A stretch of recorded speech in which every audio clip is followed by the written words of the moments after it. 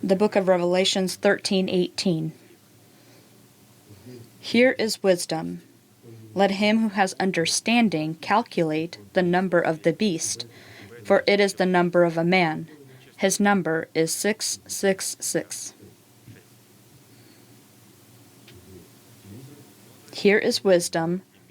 Let him who has understanding, not just an intellect, be able to calculate the number of the beast, because the intellect is the not renewed mind, or a mind that does not have wisdom, without the fear of the Lord. And with the human intellect, it's not possible to calculate the secret contained in 666. A long time ago, I was told, talk to one of your relatives. He became very quiet, very arrogant, and began to grow a long beard. And so, I talked to him, and he said that he's trying to understand. He's trying to understand the number 666. If I can calculate the number, then he said that in the church they will be able to acknowledge that I have wisdom and they'll allow me to speak on the stage. And I told him, you don't need to do that. There is an answer to these things, and I explained to him what 666 was. And he said, how do you know this? And I told him from Arkady Himchan. My relative lived in the same place, the same city that Pastor Arkady lived. And he asked me, how long have you known this truth? And I said, from my youth, even before Pastor was our pastor, when he was already speaking, and I've been familiar with this truth for a long time. And I told him, you can shave your beard, you can come back to the church. There is an answer to these things already. The number 6 is the number of man. When does the number of the beast become the number of man? When we take on his label, we take on the name of the beast and his number.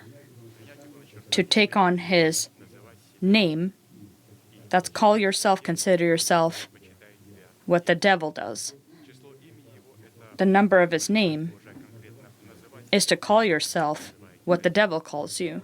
And then a person receives his name in the form of this number, 666. That is the rule of the old man over the soul of man, the rule of the old man over the body and his dying spirit. What's interesting is that the angels, the faith of the angels is also the faith of the saints. And Scripture says he had a golden reed with which he was to measure the walls and the city. And when he measured it, he said that the measurements of the wall was 144 cubits. And so this is the measure of the angel that now becomes the measure of man. When the golden reed that is relied upon, this is the scepter of the kings, it's in the form of the preached word. When it was converted, this reed was converted into a cubit. The measurements of the cubits was the measurement of the angels, which is the measurement of man. So every time we hear the word of God and we convert it and we begin to collaborate with the truth we hear and we begin to consider ourselves, count ourselves what God counts us to be and call ourselves what God calls us, this allows our new man to rule over our mortal soul and body and to establish his kingdom in our saved spirit.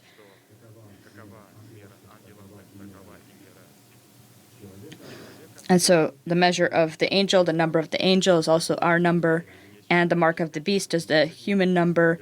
It is to break a person. And so let's look at this number 6.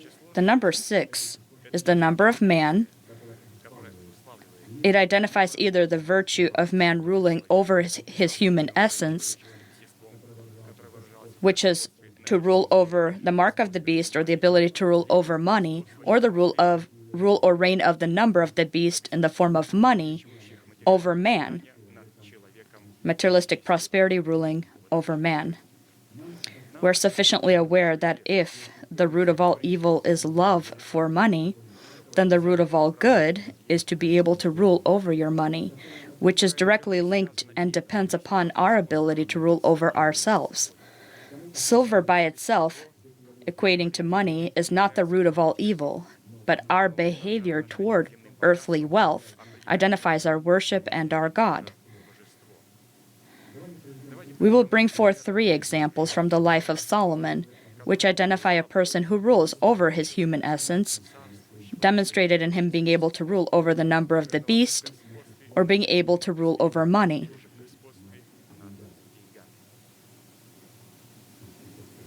The number 666 is the rule of the beast over us, and so that's the rule of money over us. But when we rule over our money, then it is our servant, as it was in the case of Solomon. There are 3 examples. Here's the first, 1 Kings 10:14. The weight of gold that came to Solomon yearly was 666 talents of gold. Every year, Solomon received 666 talents of gold. In the given situation, it is referring to ruling over the number of the beast, or the ability to rule over materialistic prosperity. To rule over the number of the beast in the form of money is possible by dedicating yourself to God and His messengers, both yourself and your offerings. They're consecrated because of our dedication. 2 Corinthians 8:1-5.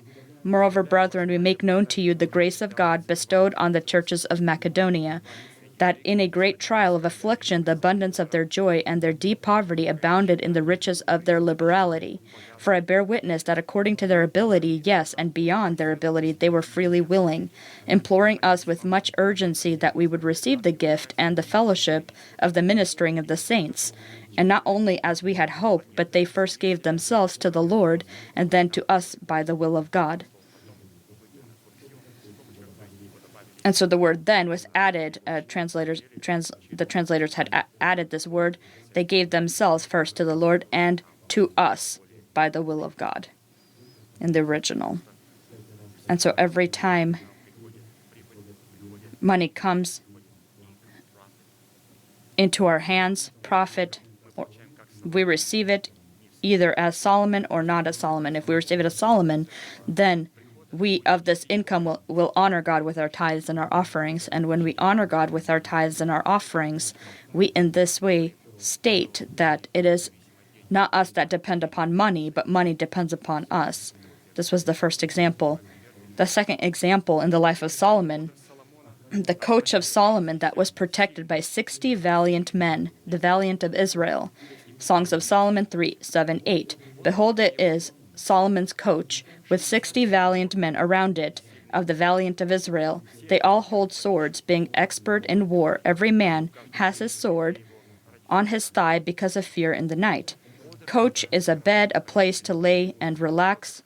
A person dependent on money will never have peace and will never be able to have peace. Therefore, the 60 valiant of Israel, providing and keeping our peace from economic crisis or financial collapse, is our faith in the form of our obedience to keep our dedication to God and His messengers, and confirm their dedication by giving God our tithes and our offerings.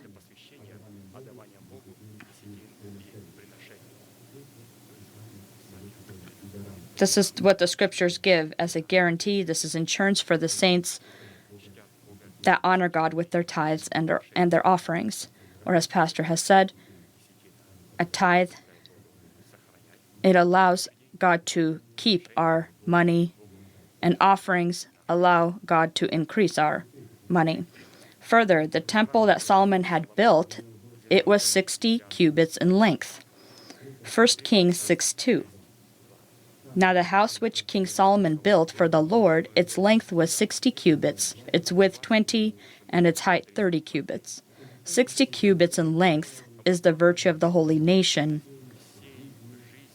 This is the entire life of the holy nation, or every specific person who rules over their human essence within the boundaries indicated in Scripture.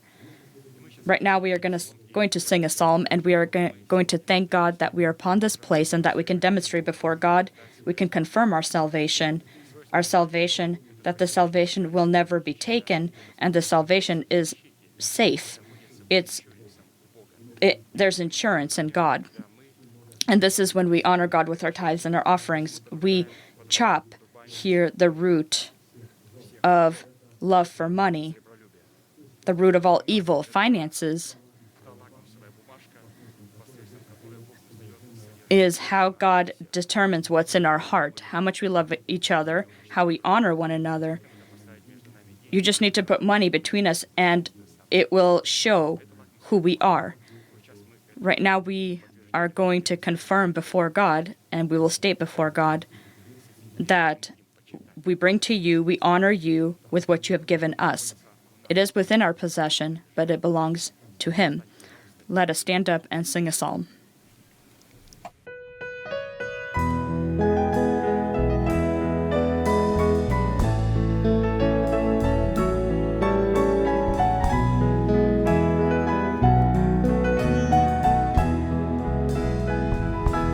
Господь есть мой пастырь, не буду в нужде. На пажитях злачных меня Он пасет, дает насыщение моей Он душе и водит потоком живительных вод, дает насыщение моей Он душе и водит потоком живительных вод.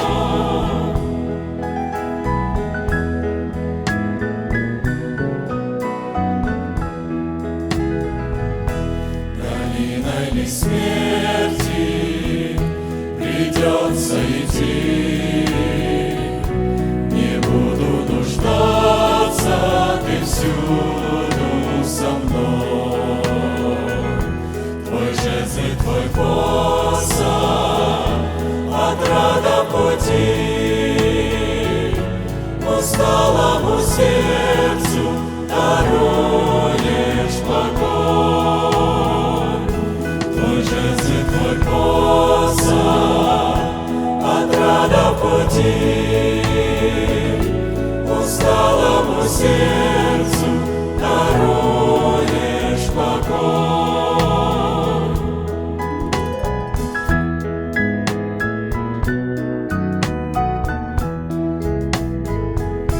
Как благость и милость, мой Боже святой, идут со мной всюду скитания земных. Храни меня в мире могучей рукой, пока не прибуду в обитель святых. Храни меня в мире могучей рукой, пока не прибуду в обитель святых. Храни меня в мире могучей рукой, пока не прибуду в обитель святых.